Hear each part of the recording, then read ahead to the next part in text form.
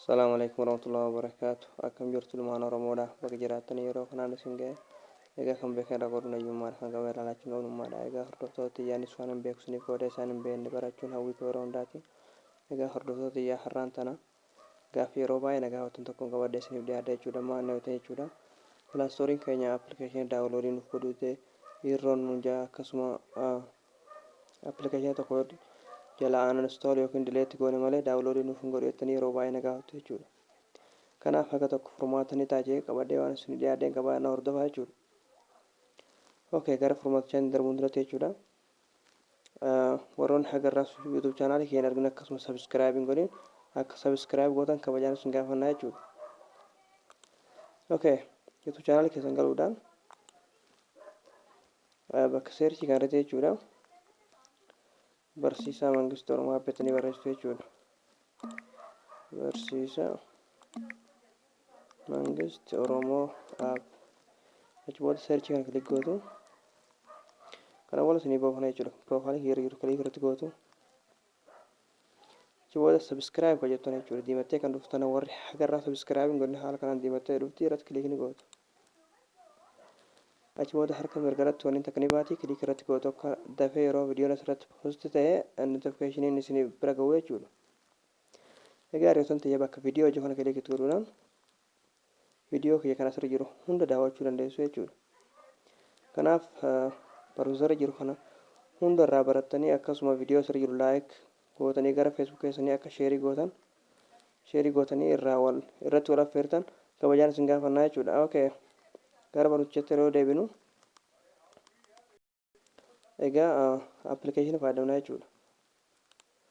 Pilaastorii keessatti galtu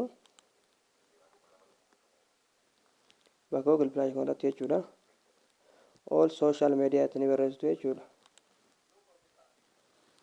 Egaa haala kanaan baay'inaan isinii ba'a jechuudha. All social media kan jiru jechuudha yookiin immoo social media malee social media baay'ee jira jechuudha. Kanaaf ani aappicha liinkii isaadha jechuudha. Viidiyoo waliin post ni godha achirraa argachuu dandeessu jechuudha. Egaa inni kinoo kana jechuudha. Kan appilikeeshina baay'ee kinoo akka mukatti dhaabbata jechuudha. Qabee dhaabbata jechuudha. Kinoo muka fakkaatu kana jechuudha. Hundaafuu ani aappii isaa viidiyoo waliin post ni godha jechuudha. Egaa aappii isaa liinkicha irratti kilik godhuudhaan xawwaaluun pilaastorii isin gachaala kanaan installii godhattu jechuudha.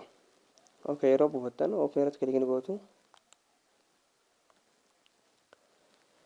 Achi booda haala kanaan isin banaa jechuudha. Okay. Egaa hiriyootni xiyyaa kun beeksisa X kana kilik ni gootu. Egaa maal yoo ta'e jechuudha appilikeeshiniin kun appilikeeshinii kanaan appilikeeshina baay'ee fayyadamuu dandeenya jechuudha. Appilikeeshina baay'ee ofirraa qaba jechuudha. Fakkeenyaaf waan mee arguudhaaf haa teenyu kinoo asirratti kilik ni gootu. Haala kanaan tartiibaan appilikeeshina isiniif baasa jechuudha. Appilikeeshina waan ofirraa qabu jechuudha. Waan inni mataa asirratti qabu jechuudha. Waan isin Facebook waan isin moobaayilii keessan irratti buuftan osoo hin ta'in waan inni ofii mataa isaatti ofirraa qabu jechuudha. Fakkeenyaaf Facebook, Twitter, Instagram, Snapchat, YouTube, Google, Yahoo, Gmail waa baay'ee ofirraa qaba jechuudha. Gara appilikeeshinii 50 irra jira jechuudha.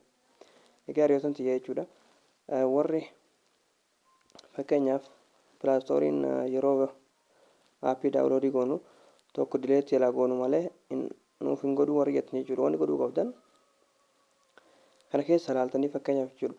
Yoo moobaayilii keessan irratti tiwutarii daawunloodii gootanii qabaattan tiwutarii dileetti gootu jechuudha. Instagraamas, Snapchatis, YouTubes rakkoon hin jiru jechuudha. Maal yoo ta'e jechuudha.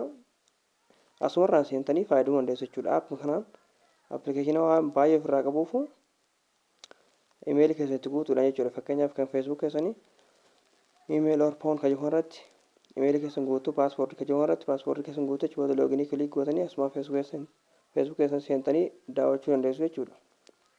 Kanaaf yeroo pilaastoriin keessan aappii haqaatanii jee Facebookaa jalaa baafachiiftan imeeliis ishiismu Twitteris, Instagramas, maalis waan sirrii jiru maraa jechuudha. Keessa ilaaltaniiti uninstall delete gootanii as seentanii waan feetan asumarraa fayyadamuu dandeessu jechuudha. Egaa hiriyoottan tiyyaa isiniif gala jeen abdii qaba. Barumsa biraatiin akka walitti deebinutti nagaa naaf jiraadhaa. Viidiyoo asirra jiru kana irraa barattanii akka gara Facebook keessan irratti sheerii gootan isin affeerra jira jechuudha. Galatooma.